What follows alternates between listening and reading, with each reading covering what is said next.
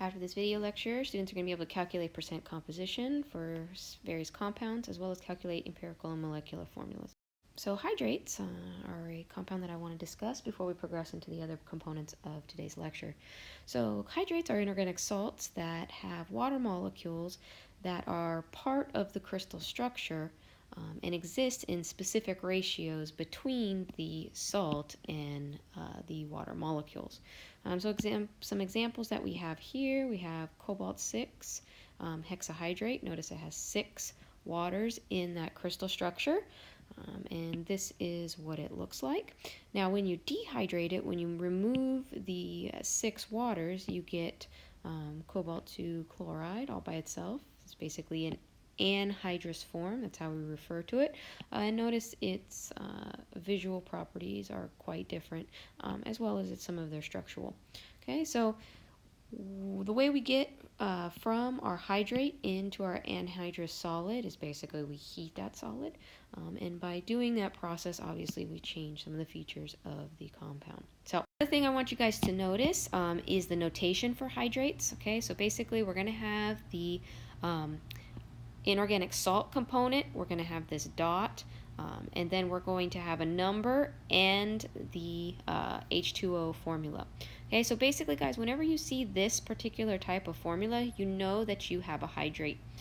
So whenever you're calculating molar mass for this compound, you must include the molar mass of the water along with the inorganic salt for the total mass of the compound. Okay, so this is counted as a total compound. So in this case, I have 6 molecules of H2O.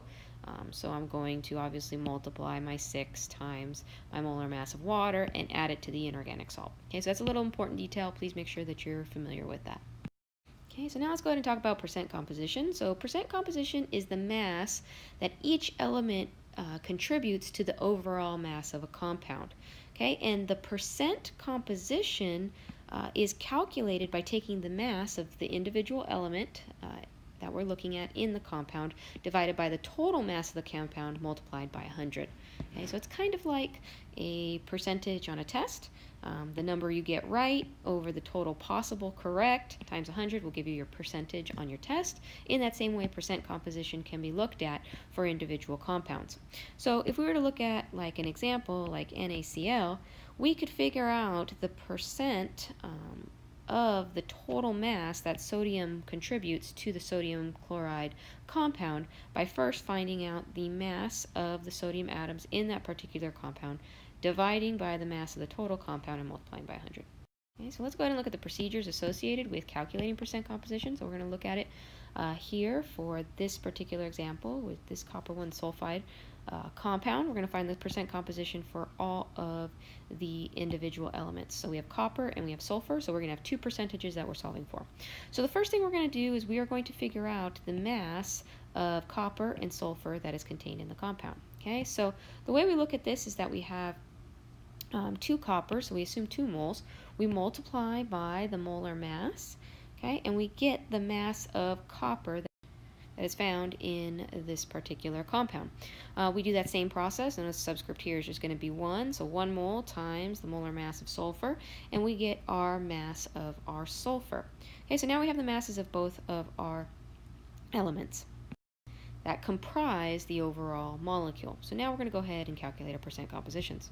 Okay, so as you can see, what we've done here in order to calculate percent composition, we've taken the mass that we calculated for copper on the previous slide, and we've divided it by the total mass of the copper 1 sulfide. And the way we would get that is basically add up the molar masses for each of the elements that we have in here. So we have 2 coppers, we add 2 times whatever the molar mass of copper is plus sulfur. All right, we take this relationship here and multiply by 100, and we get our percentage. Okay, we do the same exact process except with sulfur. Notice I'm using that same total mass. We multiply by 100, and that gives us our percentage of sulfur. Okay, so we have our percent copper, percent sulfur, and what you should notice here is that our percentages basically add up to 100%. Okay, so they add up to 100%. Why? Because they comprise the entirety of the molecule.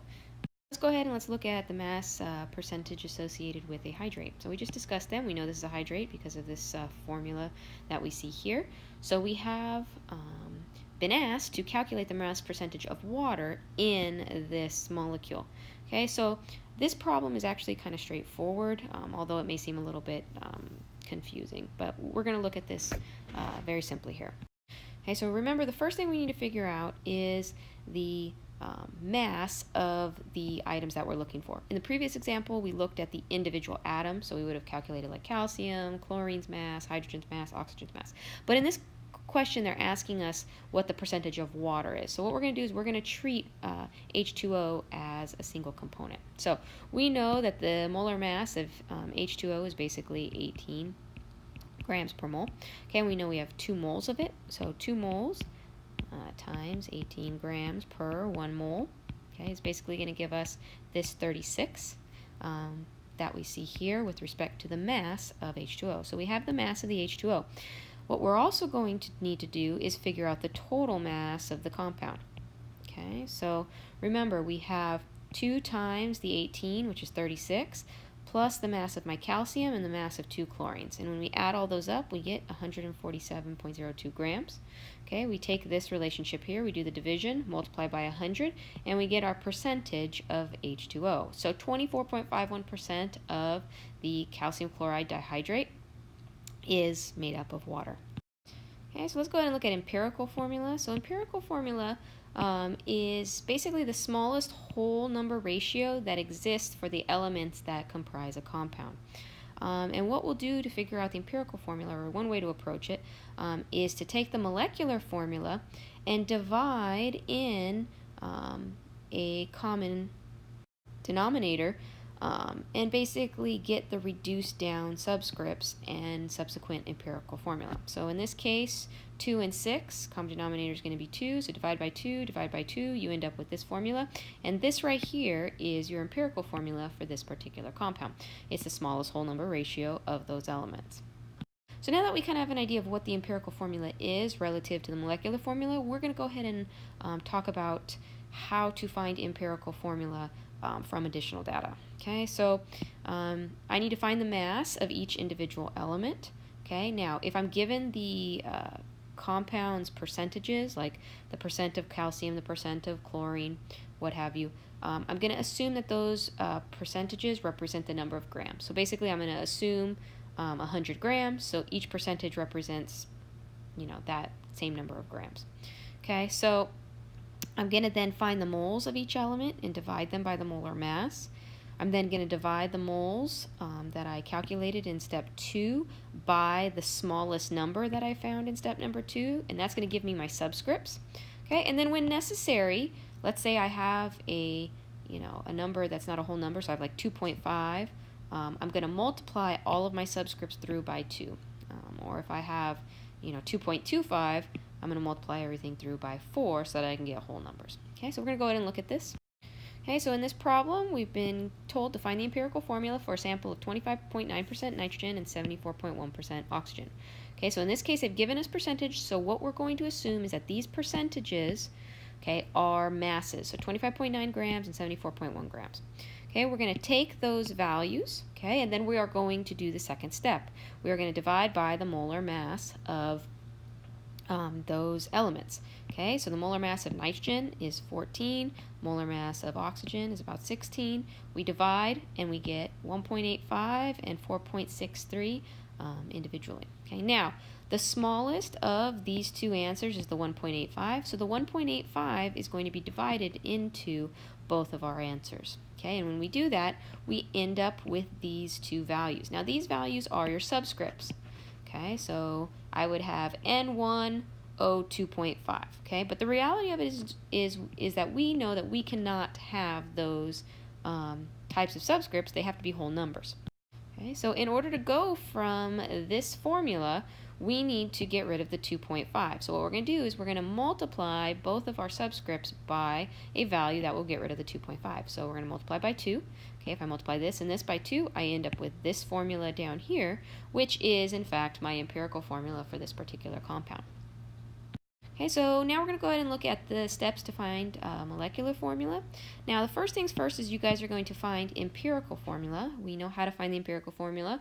We have done that in the previous slides, but Obviously, you could also be provided it, but normally you're not. Now, after you find empirical formula, you're then going to find the empirical formula mass. And once you've found its mass, you're going to take that mass and you're going to divide it into the molecular formula mass. Okay, so this is our third step. You take the molecular formula, and this mass, or the identity of the molecular formula, will be provided to you so you can figure this out. Okay, so molecular formula mass divided by empirical formula mass, you get a specific number. Now, this number is going to become the multiple for the subscripts in the empirical formula. So if we were to, for instance, let's say have something like this as our empirical formula. Okay, and let's say that when we calculated n, n equals 2. Let's pretend. What we're going to do here is we're going to apply this 2 to each of the subscripts here. So this would become C6H10. This would be our molecular formula. So let's go ahead and look at this problem here. They told us that the empirical formula of ethylene is CH2, so they already gave it to us. We didn't have to do all the other previous steps. And they want us to find the molecular formula if the molecular mass, so the molecular formula mass, the molecular mass, the compound's mass, those are all ways that could be verbalized or written, is 28.1 grams per mole. Okay, so they have given us the molecular formula mass. They've given us the identity of the empirical formula, or the way it's written. So now we can go ahead and start with step 1. So step 1, obviously identifying our empirical formula. Step 2 is finding its mass. Okay, so I have a carbon and 2 hydrogens, so 12 plus 2 basically gives me this 14. We're then going to divide our molecular formula's mass, okay, by our empirical formula's mass. Okay, we divide those two values and we end up with this number. Now this number here is going to go ahead and be multiplying the subscripts in my empirical formula. So C2H4 is what our molecular formula is. Now, we can always check this answer by comparing its mass to the molecular mass that we were given. So carbon is 12 times 2, hydrogen is obviously 1 times 4 in this case, because we have 4 hydrogens. Okay, so if we go ahead, 12 times 2 is 24, plus 4 is basically 28. Okay, so this works. This is a correct formula.